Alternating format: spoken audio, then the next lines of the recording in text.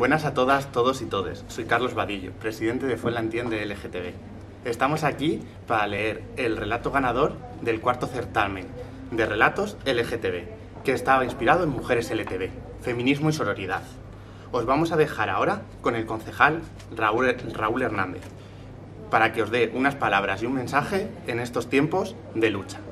La cultura es la mejor herramienta para crear referentes y sobre todo para conseguir una sociedad más igualitaria. Por eso este tipo de certámenes como el que realiza Fuenlantien con la colaboración del Ayuntamiento de Fuenlabrada son aún más necesarios para seguir creando referentes y seguir creando historias que inspiren a personas a vivir una vida mucho más feliz. Y ahora os dejamos a continuación con el relato de Gonzalo, que ha sido el ganador de este primer certamen.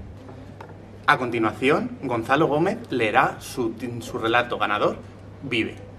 Hola, buenas, soy Gonzalo Gómez, uno de los ganadores del concurso de microrelatos de LGTB Fuenlantien, y estoy aquí para leer el relato que he escrito.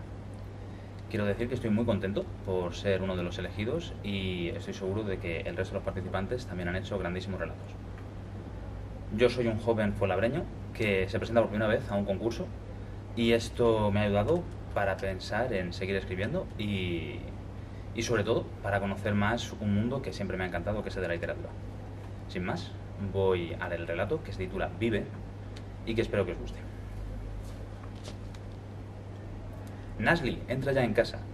La pequeña niña seguía jugando en el patio. Era casi la hora de comer y su madre, Zaida, debía acostumbrarla a poner la mesa para cuando tuviese un marido. Es cierto que era muy pequeña, apenas tenía 5 años. Pero cuanto antes empezase, antes podría acabar en una buena familia. Aunque la cría era la alegría de su vida, era todo un torbellino que casi nunca hacía caso a la primera. Sabía perfectamente que esa falta de disciplina se debía a haber crecido sin su padre. Su vida acabó mientras defendía sus creencias junto a sus compañeros chiítas. Los americanos habían llegado a su hogar y no podían permitir que arrasasen con todo. No quería que la luz de su vida acabara como aquellas mujeres que había visto en las revistas que dejaban los soldados cuando pasaban por el pueblo.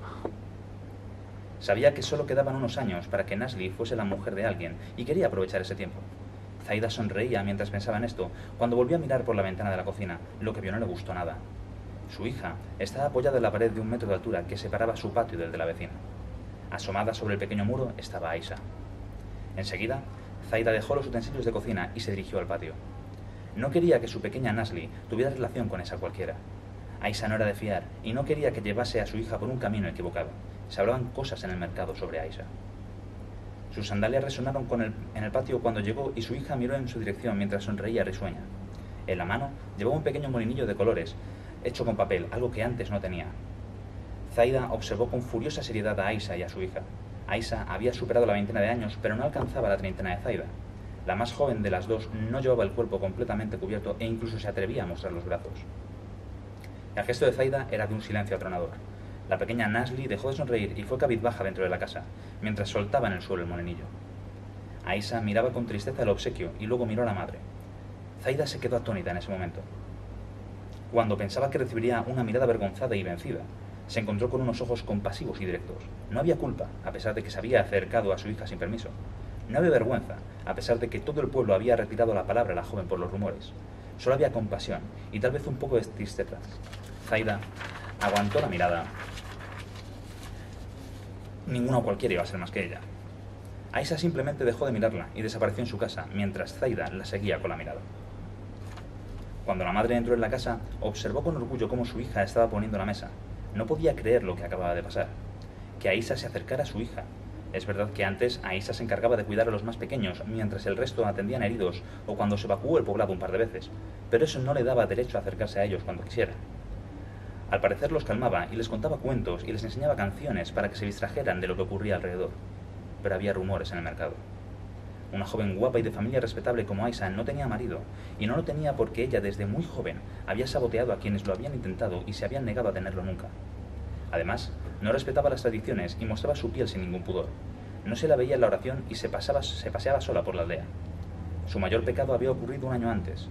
Zaida pudo ver a través del patio cómo Aisha recibía en su casa a otra muchacha de su edad. No salió en toda la noche. Zaida lo sabía bien, pues había observado con paciencia. Pero de madrugada, cuando despuntaba el alba, la desconocida salió de la casa y Aisha la había despedido, con caricias en las manos y besos en los labios.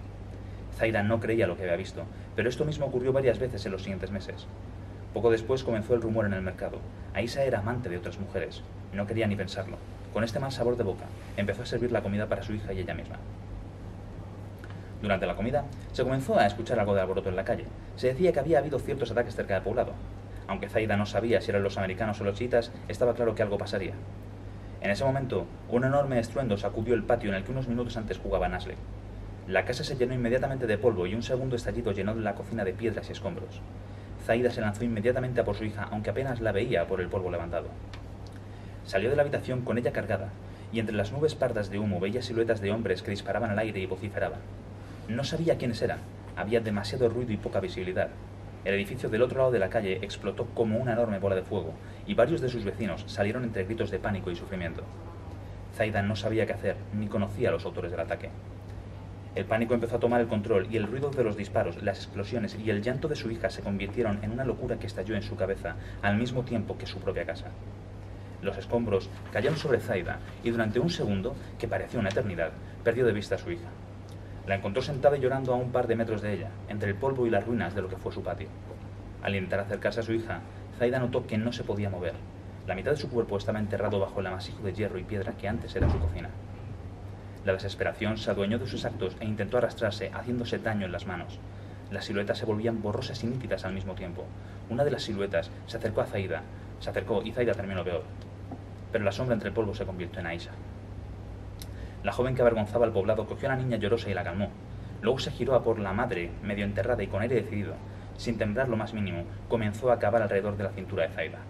Mientras veía a la joven esforzarse, mientras observaba cómo una mujer que amaba a otras mujeres cuidaba de su hija, Zaida se dio cuenta de todo.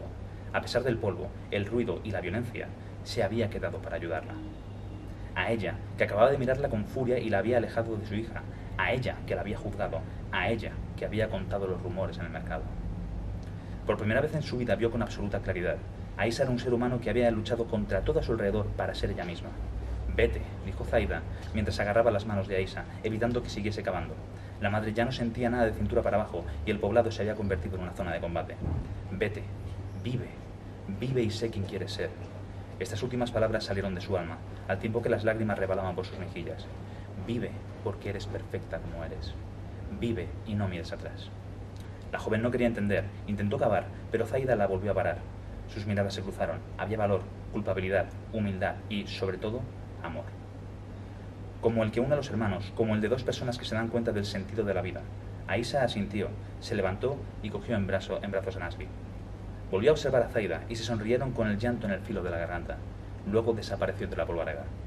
Zaida se quedó tendida, sabiendo que su vida acababa, pero a pesar de llegar al final, nunca había tenido la mente tan clara, una regla tan sencilla, un sentimiento infinito y complejo que incluso los niños tienen.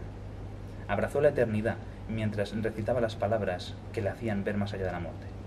Vive, porque eres perfecta como eres.